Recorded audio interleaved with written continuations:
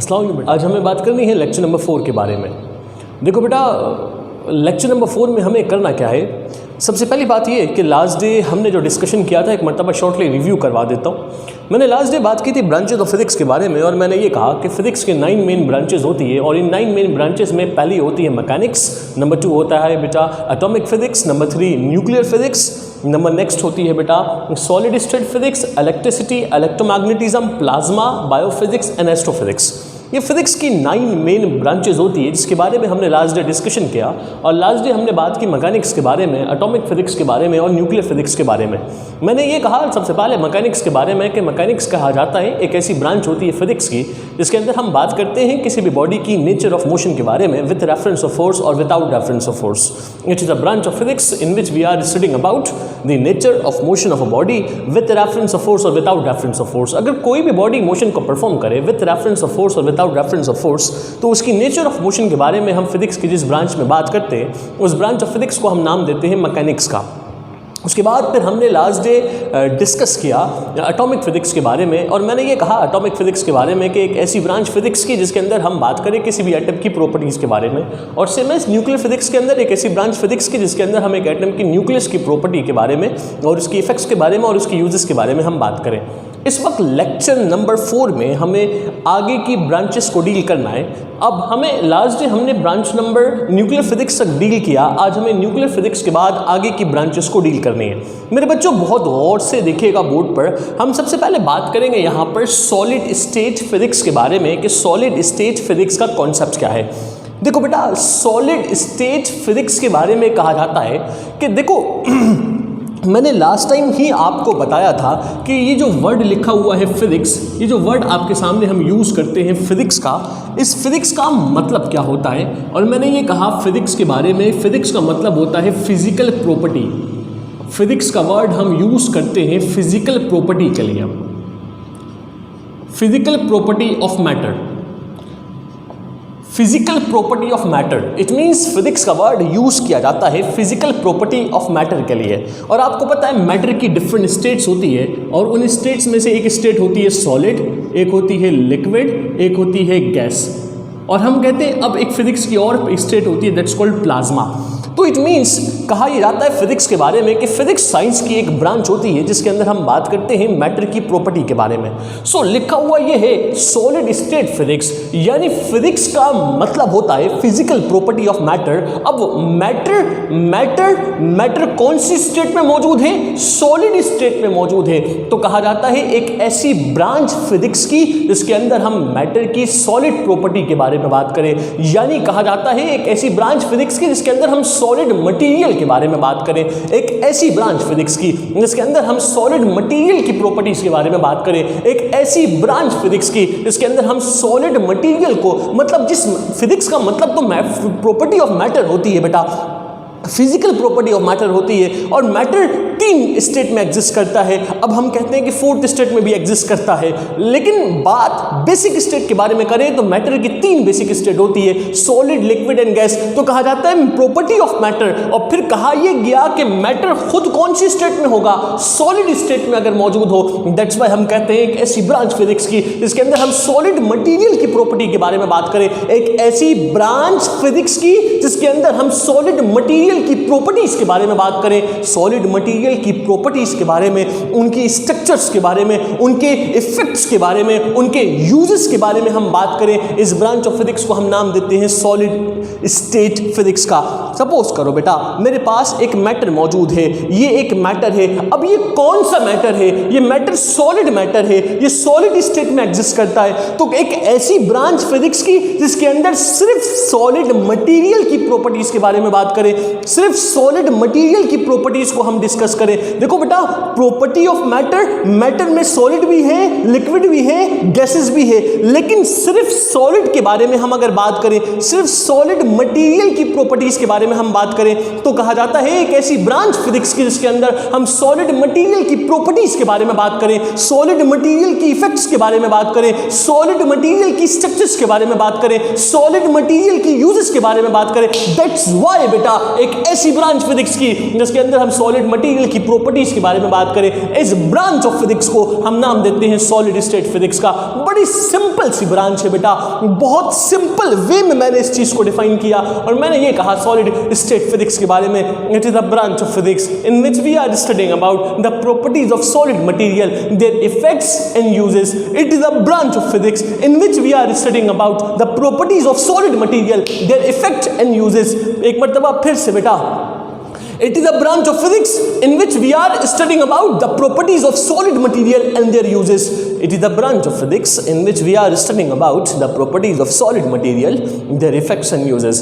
एक ऐसी branch physics की जिसके अंदर सॉलिड मटेरियल की प्रॉपर्टीज के बारे में बात की जाए, एक ऐसी ब्रांच फिजिक्स की जिसके अंदर हम सॉलिड मटेरियल के बारे में बात करें, उनकी प्रॉपर्टीज के बारे में बात करें, उनके इफेक्ट्स ऑफ मोशन के, उनके इफेक्ट्स के बारे में बात करें, उनके यूजेस के बारे में बात करें। इस ब्रांच को हम नाम देते हैं सॉलिड स्टेट फिजिक्स का। इसके बाद बेटा, ये था सॉलिड स्टेट फिजिक्स। मैंने ये कहा सॉलिड स्टेट फिजिक्स के बारे में कि it is the branch of physics in which we are studying about the properties of solid material, their effects and uses. इसके बाद the next one is electricity. बेटा ये एक बहुत मेन ब्रांच है फिजिक्स की, इलेक्ट्रिसिटी। हम एक वर्ड यूज करते हैं ना, करंट। करंट क्या होता है? अगर मैं आप में से किसी से पूछूं what is current, what is electric current, जिसे आप इलेक्ट्रिसिटी भी कहते हो, तो करंट होता क्या है? देखो बेटा, करंट को अगर मैं आपके सामने शॉर्टली डिफाइन करूं तो करंट के बारे में हमारे यहाँ कहा जाता है, सपोज करो एक इलेक्ट्रॉन जब मोशन को परफॉर्म करे। देखो बेटा, अगर कोई सॉलिड बॉडी जब अपनी पोजीशन को डिस्प्लेस करती है तो उसकी डिस्प्लेसमेंट को हम नाम देते हैं मोशन का। अगर कोई लिक्विड अपनी पोजीशन को डिस्प्लेस करे तो उसकी मोशन को हम मोशन नहीं कहते, हम उसकी मोशन को फ्लो कहते हैं। इसी तरह से जब कभी कोई चार्ज, कोई भी चार्जेस दो तरह की होती है, पॉजिटिव चार्ज और नेगेटिव चार्ज। फॉर एग्जाम्पल अगर मैं आपके सामने मेंशन करूं चार्जेस के बारे में, चार्जेस हमारे पास दो तरह की होती है। फॉर एग्जाम्पल चार्जेस के बारे में अगर बात की जाए तो चार्जेस दो तरह की होती है। नंबर वन होता है पॉजिटिव चार्ज और नंबर टू होती है बेटा नेगेटिव चार्ज। पॉजिटिव चार्ज और negative charge, negative charge and positive charge. Positive charge का बेसिक मतलब होता है प्रोटॉन और नेगेटिव चार्ज का मतलब होता है इलेक्ट्रॉन। और ये भी याद रखिएगा, हम नेगेटिव चार्ज को इलेक्ट्रिक चार्ज भी कहते हैं। नेगेटिव चार्ज को हम इलेक्ट्रिक चार्ज भी कहते हैं। तो कहने का मतलब यहाँ पर ये है, बात हो रही है इलेक्ट्रिसिटी के बारे में। मैंने ये कहा कि जब कभी कोई चार्ज मोशन को परफॉर्म करे तो हम चार्जेस की मोशन को मोशन नहीं कहते, हम चार्जेस की मोशन को फ्लो का नाम देते हैं, बिल्कुल लिक्विड की तरह। तो इसी तरह से कहा जाता है कि जब कभी नेगेटिव चार्ज मीन्स कि इलेक्ट्रॉन मोशन को परफॉर्म करे, जब कभी negative charge means electron motion को परफॉर्म करे तो हम इलेक्ट्रॉन की मोशन को नाम देते हैं करंट का। याद रखना, करंट की डेफिनेशन क्या होती है? The flow of electron. Electron की फ्लो को करंट कहा जाता है, the flow of electron. Flow का मतलब motion, that's why the flow of electron, यानी इलेक्ट्रॉन्स की जो मोशन होती है उसे करंट कहते हैं। अगर करंट होता क्या? करंट कोई बहुत अनोखी चीज नहीं होती, करंट एक सिंपल सा कॉन्सेप्ट है भाई। करंट के बारे में कहा जाता है इलेक्ट्रॉन्स की जो फ्लो होती है, इलेक्ट्रॉन्स की फ्लो को हम करंट का नाम देते हैं। इलेक्ट्रॉन्स एनर्जी को कैरी करता है और वो एक टर्मिनल से दूसरे टर्मिनल तक मूव करता है, दैट्स व्हाई इलेक्ट्रॉन्स की मोशन को हम करंट कहते हैं। तो याद रखना बेटा, जब कभी मैं वर्ड यूज करूं चार्जेस का तो नेगेटिव चार्ज का मतलब होता है इलेक्ट्रॉन, और इलेक्ट्रॉन यानी नेगेटिव चार्ज को हम इलेक्ट्रिक चार्ज भी कहते हैं। तो अगर बात की जा रही है इलेक्ट्रिसिटी के बारे में तो मैंने ये कहा एक ऐसी ब्रांच फिजिक्स की जिसके अंदर हम इलेक्ट्रिक चार्जेस की प्रॉपर्टी के बारे में बात करें। एक ऐसी ब्रांच फिजिक्स की जिसके अंदर हम इलेक्ट्रिक चार्जेस की प्रॉपर्टी के बारे में बात करें। एक बच्चे ने सवाल किया, सर आपने कहा इलेक्ट्रिसिटी के अंदर एक ऐसी ब्रांच फिजिक्स की जिसके अंदर आप इलेक्ट्रिक चार्जेस के बारे में बात करो। सर इलेक्ट्रिक चार्जेस तो दो तरह की होती है, पॉजिटिव और नेगेटिव। इलेक्ट्रिक चार्जेस दो तरह की होती है, पॉजिटिव एंड नेगेटिव। तो यहां पर आप कौन सी चार्जेस के बारे में बात कर रहे हो? तो याद रखना मैं यहां पे बात कर रहा हूं नेगेटिव चार्ज के बारे में, यानी negative charge it means electrons के बारे में, इट मींस इलेक्ट्रिक चार्ज। अगर मैं वर्ड यूज करता हूं इलेक्ट्रिक चार्ज का तो मतलब मैं बात कर रहा हूं इलेक्ट्रॉन्स के बारे में, मींस के नेगेटिव चार्ज के बारे में। तो इट मींस याद रखिएगा जब कभी हम इलेक्ट्रिसिटी में चार्जेस को डील करेंगे तो हमेशा बात की जाती है नेगेटिव चार्जेस के बारे में। दैट्स व्हाई हम कहते हैं इलेक्ट्रिसिटी के अंदर एक ऐसी ब्रांच फिजिक्स की जिसके अंदर हम इलेक्ट्रिक चार्जेस की प्रॉपर्टी के बारे में बात करें। ये जो लिखा हुआ है in which we are studying about the properties of electric charge, ये वर्ड देखो बेटा, in which we are studying about the properties of electric charge, एक ऐसी ब्रांच फिजिक्स की जिसके अंदर आप चार्जेस के बारे में तो बात करो लेकिन इलेक्ट्रिक चार्जेस के बारे में बात करो। और इलेक्ट्रिक चार्ज का मतलब कौन सी चार्ज होती है बेटा? नेगेटिव चार्ज होती है। दैट्स व्हाई हम कहते हैं एक ऐसी ब्रांच फिजिक्स की जिसके अंदर हम इलेक्ट्रिक चार्जेस की प्रॉपर्टी के बारे में बात करें, एक ऐसी ब्रांच फिजिक्स की जिसके अंदर हम इलेक्ट्रिक चार्जेस के बारे में बात करें, हम नेगेटिव चार्जेस के बारे में बात करें, हम इलेक्ट्रॉन्स के बारे में बात करें, ऐसी ब्रांच ऑफ फिजिक्स को हम नाम देते हैं बेटा इलेक्ट्रिसिटी का। दैट्स व्हाई हम कहते हैं it is a branch of physics in which we are studying about the properties of electric charge. यानी जब electric charge means electrons means negative charge motion को परफॉर्म करे, उसकी इफेक्ट्स ऑफ मोशन क्या है, उसकी प्रॉपर्टीज क्या है। जब इलेक्ट्रॉन्स फ्लो करती है तो इलेक्ट्रॉन्स आपस में टकराती भी है, टकराने से अपनी एनर्जी लॉस करती है, तो उनकी इफेक्ट्स ऑफ मोशन क्या है, उनकी प्रॉपर्टीज क्या है, उनकी इफेक्ट्स क्या है, उनके यूजेस क्या है। और जब वो इलेक्ट्रॉन्स एक टर्मिनल से मूव होकर अनदर टर्मिनल तक मूव करते हैं तो हमें वोल्टेज मिलती है, हमें पोटेंशियल डिफरेंस मिलती है, हमें एनर्जी मिलती है। वो एनर्जी कन्वर्ट होती है, इलेक्ट्रिकल एनर्जी कन्वर्ट होती है, मे बी मैकेनिकल में, मे बी हीट में। जिस फॉर्म में अगर आपने फैन में कन्वर्ट करवाया तो वो मैकेनिकल में कन्वर्ट हो गई, बल्ब को ऑन किया तो वो हीट में कन्वर्ट हो गई। दैट्स व्हाई बेटा हम कहते हैं एक ऐसी ब्रांच फिजिक्स की जिसके अंदर हम बात करें इलेक्ट्रिक चार्जेस के बारे में, इलेक्ट्रिक चार्जेस का मतलब नेगेटिव चार्जेस के बारे में और उनकी प्रॉपर्टीज और उनके इफेक्ट्स के बारे में। दैट्स व्हाई इस ब्रांच को हम नाम देते हैं इलेक्ट्रिसिटी का। It is a branch of physics in which we are studying about the properties of electric charge, their effects and uses. It is a branch of physics in which we are studying about the properties of electric charge, their effects and uses. Initially हमने बात की बेटा solid state physics के बारे में। मैंने solid state physics के बारे में ये कहा एक ऐसी ब्रांच होती है फिजिक्स की जिसके अंदर हम बात करते हैं सॉलिड मटेरियल की प्रॉपर्टीज के बारे में, उनकी इफेक्ट्स और उनकी यूजेस के बारे में। फिर हमने बात की इलेक्ट्रिसिटी के बारे में। मैंने इलेक्ट्रिसिटी के बारे में क्या कहा? एक ऐसी ब्रांच फिजिक्स की बेटा जिसके अंदर हम बात करें इलेक्ट्रिक चार्जेस की प्रॉपर्टी, उनकी इफेक्ट्स और उनके यूजेस के बारे में। अब हम बात करते हैं इलेक्ट्रोमैग्नेटिज्म के बारे में।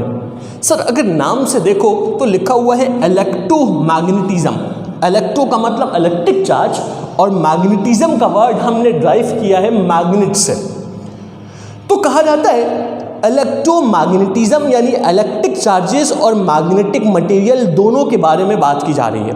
कहा जाता है एक ऐसी ब्रांच फिजिक्स की जिसके अंदर हम इलेक्ट्रोमैग्नेटिक मटेरियल के बारे में बात करें, यानी हम इलेक्ट्रिक चार्जेस के बारे में और मैग्नेटिक मटेरियल के बारे में, दोनों के बारे में अगर हम एट अ टाइम बात करें। दैट्स व्हाई बेटा हम कहते हैं इलेक्ट्रोमैग्नेटिज्म के बारे में एक ऐसी ब्रांच फिजिक्स की जिसके अंदर हम इलेक्ट्रोमैग्नेटिक मटेरियल के बारे में बात करें, हम इलेक्ट्रोमैग्नेटिक मटेरियल की प्रॉपर्टी के बारे में बात करें, इलेक्ट्रोमैग्नेटिक यानी इलेक्ट्रिक चार्जेस के बारे में और मैग्नेटिक मटेरियल के बारे में, दोनों के बारे में अगर हम एट अ टाइम बात करें, इस ब्रांच ऑफ फिजिक्स को हम नाम देते हैं इलेक्ट्रोमैग्नेटिज्म का। दैट्स व्हाई बेटा it is a branch of physics in which we are studying about the properties of electromagnetic material. Electromagnetic material, their effects and uses. It is a branch of physics in which we are studying about the properties of electromagnetic material, their effects and uses. मेरे साथ एक मर्तबा बोलिएगा बेटा, it is a branch of physics in which we are studying about the properties of electromagnetic material, their effects and uses. एक ऐसी branch physics की जिसके अंदर हम इलेक्ट्रोमैग्नेटिक मटेरियल की प्रॉपर्टीज के बारे में बात करें, एक ऐसी ब्रांच फिजिक्स की जिसके अंदर हम इलेक्ट्रोमैग्नेटिक मटेरियल की प्रॉपर्टीज, उनके यूजेस के बारे में बात करें, इस ब्रांच ऑफ फिजिक्स को हम नाम देते हैं इलेक्ट्रोमैग्नेटिज्म का। इनिशियली हमने बात की, एक मर्तबा मेरे साथ बोलिएगा बेटा, सॉलिड स्टेट फिजिक्स के अंदर it is the branch of physics in which we are studying about the properties of solid material, their effects and uses. फिर हमने बात की इलेक्ट्रिसिटी के बारे में, it is the branch of physics in which we are studying about the properties of electric charge, मतलब negative charge means electrons, It is a branch of physics in which we are studying about the properties of electric charge, their effect and uses. फिर हमने बात की बेटा electromagnetism के बारे में, मैंने ये कहा इलेक्ट्रोमैग्नेटिज्म के बारे में, it is a branch of physics in which we are studying about the properties of electromagnetic material, their effects and uses. I hope so कि आपको सॉलिड स्टेट समझ में आ गया होगा, इलेक्ट्रिसिटी भी समझ में आ गया, इलेक्ट्रोमैग्नेटिज्म भी समझ में आ गया। इसके बाद देखिएगा the next one is plasma. देखो यार, प्लाज्मा के बारे में कहते हैं, हमारे यहाँ कहा जाता है plasma fourth states of matter है। ये चीज़ मॉडिफाइड हुई और मॉडिफाइड होने के बाद प्लाज्मा को अब हम as a fourth state of matter deal करते हैं। यानी मैटर की 4 स्टेट होती हैं, उनमें से एक स्टेट प्लाज्मा भी होता है। लेकिन कुछ जगहों पर अभी भी प्लाज्मा को as a fourth state deal नहीं किया जाता, प्लाज्मा को as a branch of physics ही डील किया जाता है। कुछ जगहों पर मॉडिफाइड होने के बावजूद अभी भी प्लाज्मा को एज अ फोर्थ स्टेट हम डील करते हैं और as a fourth state deal नहीं भी करते हैं। तो मैं यहाँ पर आपको ये कह रहा हूँ plasma fourth state of matter है और ए ब्रांच ऑफ फिजिक्स भी है, हम दोनों वे में डील करते हैं। आओ बेटा, प्लाज्मा होती क्या? देखो बेटा, प्लाज्मा को अगर मैं एक्सप्लेन करूँ तो प्लाज्मा के बारे में मैं यहाँ पे ये कहता हूँ एक ऐसी ब्रांच होती है फिजिक्स की। अब पहले तुम्हें प्लाज्मा समझाता हूँ। देखो बेटा, प्लाज्मा के बारे में कहा जाता है, अगर सपोज करो मैं यहाँ पर प्लाज्मा को डिफाइन करूँ तो मैंने प्लाज्मा के बारे में ये कहा एक ऐसी ब्रांच फिजिक्स की जिसके अंदर हम हाईली आयोनाइजिंग पार्टिकल्स के बारे में बात करें। हाईली आयोनाइजिंग का मतलब होता है टूटना, ब्रेक होना, आयोनाइज हो जाना, अपने आयंस में टूट जाना। अगर सपोज करो मेरे पास एक रॉड है, एक आयरन रॉड है, एक लोहा है, एक आयरन रॉड है, मैं उसे हीट करूं तो वो क्या होगा? गर्म हो जाएगा। मैं और हीट करूं तो वो और गर्म हो जाएगा। मैं और हीट करूं वो रेड हॉट हो जाएगा। मैं और हीट करूं वो मेल्ट होना शुरू हो जाएगा। मैं और हीट करूं वो अपने कंपोनेंट्स में टूटना शुरू होगा। आप अगर एक रॉड को हीट करो तो वो गर्म हो जाएगा, हीटेड हो जाएगा, और गर्म करो तो और गर्म हो जाएगा, और गर्म करो तो रेड हॉट हो जाएगा, और गर्म करो तो पिघल कर मेल्ट होकर टूटना शुरू हो जाएगा। तो वो जो कोई भी कंपोनेंट्स या कोई भी बॉडी, कोई भी पार्टिकल, कोई भी कंपाउंड जब अमाउंट ऑफ हीट एनर्जी की वजह से, मैक्सिमम अमाउंट ऑफ एनर्जी जब आप उसे प्रोवाइड करो तो मैक्सिमम अमाउंट ऑफ एनर्जी की वजह से जब वो अपने कंपोनेंट्स में टूटना शुरू हो जाता है, इस ब्रांच ऑफ फिजिक्स को हम नाम देते हैं प्लाज्मा का। प्लाज्मा तो कहते ही हैं बेटा हाईली आयोनाइजिंग पार्टिकल्स के बारे में। जब आप किसी भी बॉडी को मैक्सिमम अमाउंट ऑफ एनर्जी दो, मैक्सिमम अमाउंट ऑफ एनर्जी दो, आपने पढ़ा होगा ना सुपर सैचुरेटेड जिसमें मैक्सिमम होती थी, इसी तरह से मैक्सिमम अमाउंट ऑफ एनर्जी दो। जितना वो एब्जॉर्ब कर सकता है वो तो एब्जॉर्ब कर लेगा, लेकिन मजीद एनर्जी दो, मैक्सिमम एनर्जी देते रहो, इतनी ज़्यादा एनर्जी दो कि वो अपने आयंस में टूटना शुरू हो जाए। जब वो अपने आयंस में टूटना शुरू हो जाएगा, इस ब्रांच ऑफ फिजिक्स को हम नाम देते हैं किसका? प्लाज्मा का। इट मीन्स कहा जाता है it is a branch of physics in which we are studying about the properties of highly ionizing particle. It is the branch of physics in which we are studying about the properties of highly ionizing particle, their effects and uses. इसकी effects के बारे में और इसकी uses के बारे में हम बात करते हैं। हाईली आयोनाइजिंग पार्टिकल जब आयोनाइज होता है तो उसकी आयोनाइजिंग प्रॉपर्टीज क्या होती है, उनकी आयोनाइजिंग इफेक्ट्स क्या होती है, उनके यूजेस क्या होते हैं, इस ब्रांच ऑफ फिजिक्स के अंदर हम इन तमाम प्रॉपर्टीज के बारे में बात करते हैं। दैट्स व्हाई मेरा बेटा हम कहते हैं it is the branch of physics in which we are studying about the properties of highly ionizing particle. It is the branch of physics in which we are studying about the properties of highly ionizing particle and their uses. It is the branch of physics in which we are studying about the properties of highly ionizing particle. The branch of physics is called plasma. The next one is bio. Sir bio का मतलब क्या होता है? शायद आप में से कुछ स्टूडेंट्स होंगे जो 9 में बायोलॉजी पढ़ के आ रहे होंगे। बायोलॉजी में आपने जो आपके टीचर ने पढ़ाया होगा बायोलॉजी, बायो का मतलब होता है लाइफ और लॉजिस का मतलब होता है, लोगस से निकाला गया वो वर्ड, और लोगस का मतलब होता है टू स्टडी। लोगस एक लैटिन वर्ड होती है जिसका मतलब होता है टू स्टडी, पढ़ना। बायोलॉजी लाइफ को पढ़ना, जिंदगी को पढ़ना, लाइफ की स्टडी। सो बायोफिजिक्स, और तुम्हें एक वर्ड दिखाता हूँ। बायो का मतलब क्या होता है? लाइफ। ऐसे ये ना, लाइफ को उर्दू में बोलो तो क्या कहते हैं? जिंदगी, जिंदगी कहा जाता है सर। सो बायो का मतलब जिंदगी, लाइफ। इस फिजिक्स क्या होती है? Physical property. तो सर अगर वर्ड बनाए फिजिकल प्रॉपर्टी किसकी? लाइफ की। सर लाइफ की फिजिकल यानी जिंदगी की फिजिकल प्रॉपर्टी? क्या जिंदगी की कोई केमिकल प्रॉपर्टी भी होती है? कितना अजीब सा वर्ड लग रहा है अगर हम इसे सेट कर रहे हैं तो। देखना और करना। तो इसका मतलब तुम्हें अब मीनिंग बताऊंगा यहाँ पे बायो की मीनिंग क्या है। लिखा हुआ है बायोफिजिक्स और लिखा हुआ ये है बायोफिजिक्स। फिजिक्स में फिजिक्स का मतलब होता है फिजिकल प्रॉपर्टी, सिंपल सी बात, फिजिकल प्रॉपर्टी। और बायो का मतलब होता है लाइफ यानी जिंदगी। तो जिंदगी की फिजिकल प्रॉपर्टी, वर्ड को सेट करने में अजीब सा लग रहा है, जिंदगी की फिजिकल प्रॉपर्टी। तो सर क्या जिंदगी की कोई केमिकल प्रॉपर्टी भी होती है? एक बच्चे ने पूछा। मैंने कहा नहीं बेटा, यहाँ पे बायो का मतलब जिंदगी नहीं है, लाइफ नहीं है। लाइफ से रिलेटेड जो बायोलॉजिकल ऑर्गन्स होते हैं, लाइफ से रिलेटेड जो बायोलॉजिकल इंस्ट्रूमेंट्स होती है, लाइफ से रिलेटेड जो बायोलॉजिकल डिवाइस होती है, लाइफ से रिलेटेड जो बायोलॉजिकल बॉडीज़ होती है, हम उनके बारे में बात करते हैं। तो यहाँ पे बायो का मतलब बायोलॉजिकल बॉडीज़ है, बायो का मतलब बायोलॉजिकल इंस्ट्रूमेंट्स है, बायो का मतलब बायोलॉजिकल ऑर्गेन्स है। आपने ऑर्गेन्स पढ़ा होगा, ऑर्गेन्स बॉडी के पार्ट्स वगैरह जो होते हैं ना, उनको कहा जाता है बेटा। जो कंप्यूटर वाले उनके लिए वर्ड कहा, लेकिन बायो वाले तो मुझसे भी बेहतर जानते होंगे बायो के बारे में। तो बायोफिजिक्स के बारे में कहा जाता है एक ऐसी ब्रांच फिजिक्स की जिसके अंदर हम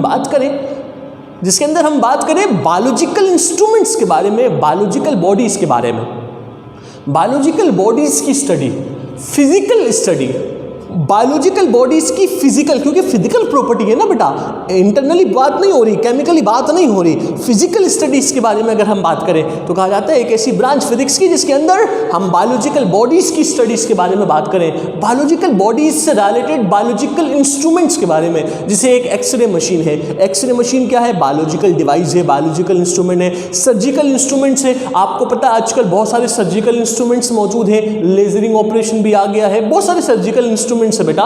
तो कहने का मतलब यहां पर यह है उन तमाम इंस्ट्रूमेंट्स के बारे में, उन तमाम डिवाइस के बारे में, उन तमाम बायोलॉजिकल बॉडीज के बारे में हम फिजिक्स की जिस ब्रांच में डील करते हैं, उस ब्रांच ऑफ फिजिक्स को हम नाम देते हैं बायोफिजिक्स का। दैट्स व्हाई मेरा बेटा हम कहते हैं it is the branch of physics in which we are studying about the properties of biological bodies, in which we are studying about the properties of biological device, in which we are studying about the properties of biological organs, in which we are studying about the properties of biological device, in which we are studying about the biological instrument and their uses. It is a branch of physics, एक ऐसी branch physics की जिसके अंदर हम बात करें बेटा biological bodies के बारे में बात करें, उनके इंस्ट्रूमेंट्स के बारे में बात करें और उनके यूजेस के बारे में बात करें। एक ऐसी ब्रांच फिजिक्स की जिसके अंदर बायोलॉजिकल बॉडीज, बायोलॉजिकल इंस्ट्रूमेंट्स और बायोलॉजिकल डिवाइस के बारे में हम बात करें। ऐसे तमाम डिवाइस को, ऐसे तमाम ब्रांचेस ऑफ फिजिक्स को हम नाम देते हैं बायोफिजिक्स का।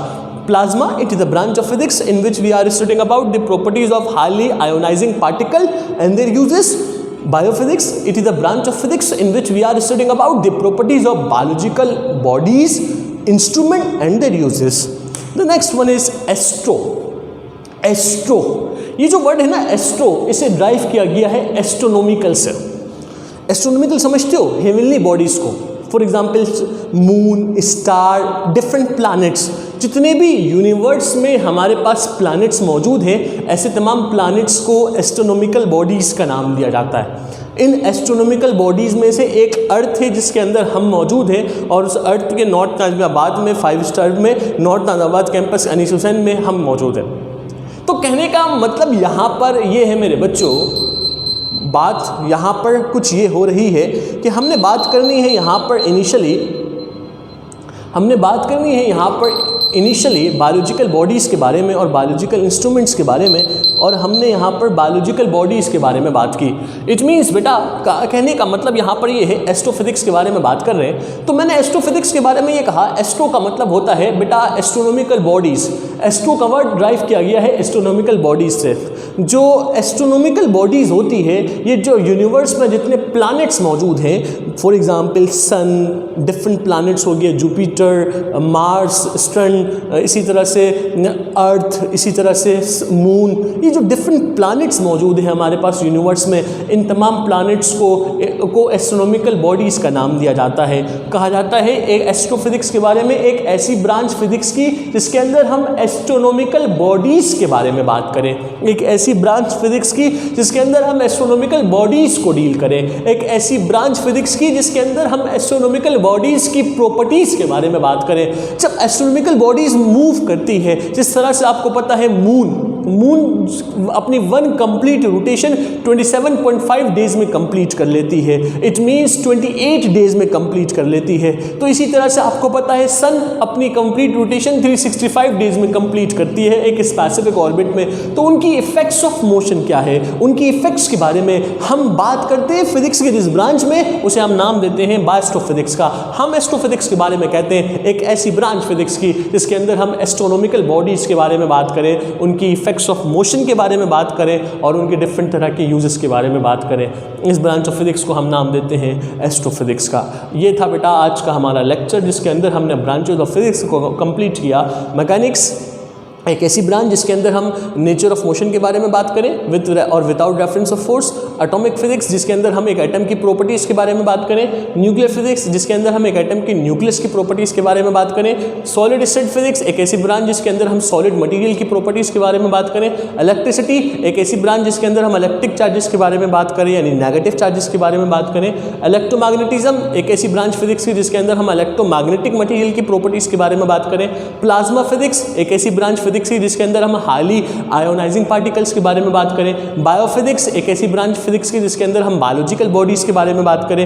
एस्ट्रोफिजिक्स एक ऐसी ब्रांच फिजिक्स की जिसके अंदर हम एस्ट्रोनॉमिकल बॉडीज़ के बारे में बात करें। ये था मेरा बेटा आज का टॉपिक। आई होप सो कि आप सबको समझ में आ गया होगा और आप सबको क्लियर हो गया होगा। बेटा इंशाल्लाह नेक्स्ट लेक्चर में हम आगे के कॉन्सेप्ट्स के बारे में बात करेंगे। दूसरी एक और बात ये बेटा, जो भी टॉपिक पढ़ा रहा हूँ अपने पास कॉपी पे नोट कीजिएगा। काइंडली सिर्फ एक मरतबा रिव्यू कर लीजिएगा, एक बार पढ़ कर बैठिएगा। जब आप लेक्चर मेरा सुने, जब आपके लेक्चर की टाइमिंग है उससे पहले एक मरतबा रिव्यू करके बैठ जाना बेटा। आपको ये याद हो चुकी है बेटा, आपको तकरीबन ये याद हो चुका है, लेकिन सिर्फ आपने एक मरतबा रिव्यू करना है। आपको बेटा पक्का मतलब कहते हैं ना स्ट्रांगली हो जाएगा, कमांड्स आ जाएंगे आपके पास कॉन्सेप्ट के ऊपर। तो बेटा ये एक काम कर लीजिएगा। दूसरी एक और बात ये बेटा, घर पर रहें, एहतियात कीजिएगा, घर से बाहर नहीं निकलिएगा और अपना बहुत ख्याल रखिएगा, अपने पेरेंट्स का ख्याल रखिएगा। अल्लाह पाक से दुआ, अल्लाह पाक आप सबको अपने ज़मान में रखे और हमारे लिए भी दुआ कीजिएगा कि अल्लाह पाक हम सबको अपने ज़मान में रखे। थैंक यू सो मच बेटा, अल्लाह हाफ़िज़।